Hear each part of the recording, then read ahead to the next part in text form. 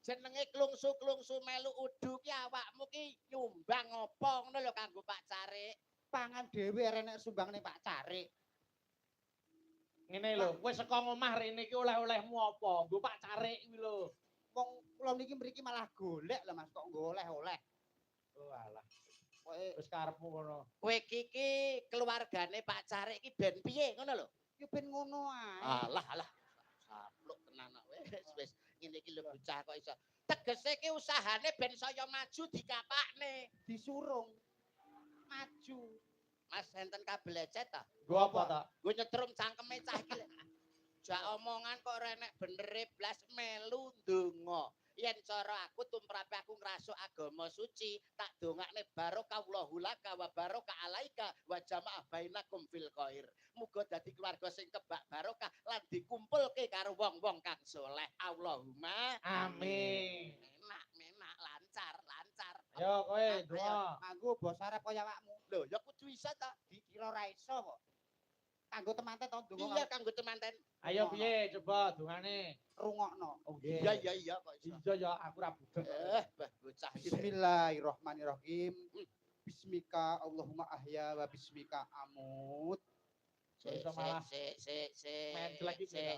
Kene iki keras wetan lho. Sing Kene iki akeh kecamatan santri Geneng lho. Akeh santri para alim ulama ki akeh lho. Godange para kiai, kedunge para alim ulama, akeh para santri, akeh ulama lho. Tembungmu sak klimah kok nyocok rasane ngati iki lho. Kowe iki lho ndongakne manten piye? Gak krungu to mang aku ndonga banter ngono. Piye to jajal piye? Rungokno. Bismillahirrahmanirrahim. Bismika Allahumma ahya wa bismika amut.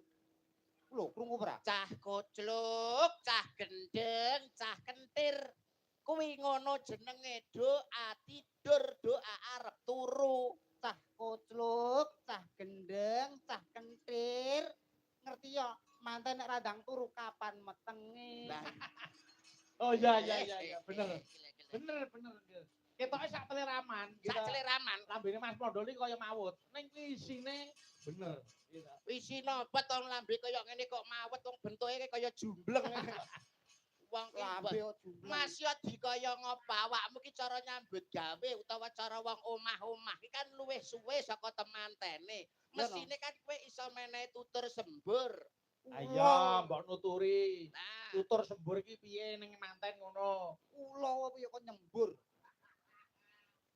tutur sembur ki maksud iki kata mutiara lho. Kata mutiara kanggo temanten supaya rumah tanggane bahagia ki kowe kan duwe resep.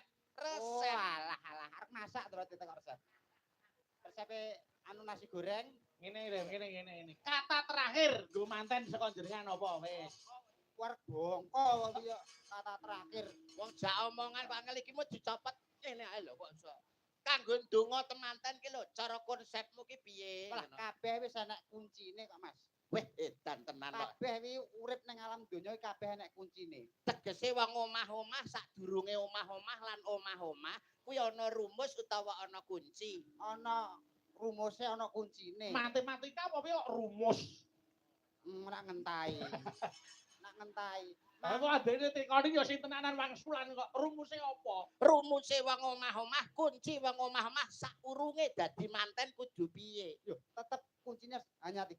Apa kuwi? A, B, C. Wah, Lho. Manten nek mbok tukokno kecap iki nggo ngecroti matamu ngono kowe.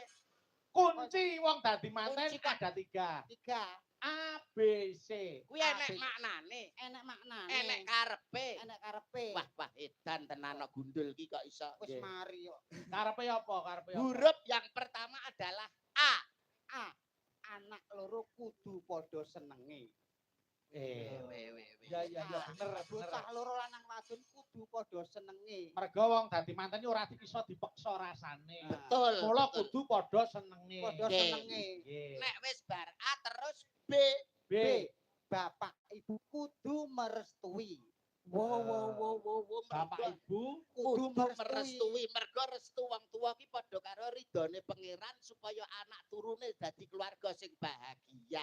amin. Bapak Ibu kudu Merestui. Terus A, B, C saiki. C. Cukup dibawa ke KUA. Sah. hebat Mungging pripun agama, Mas. mungging negara. Hebat. Iya. Wong Iya. model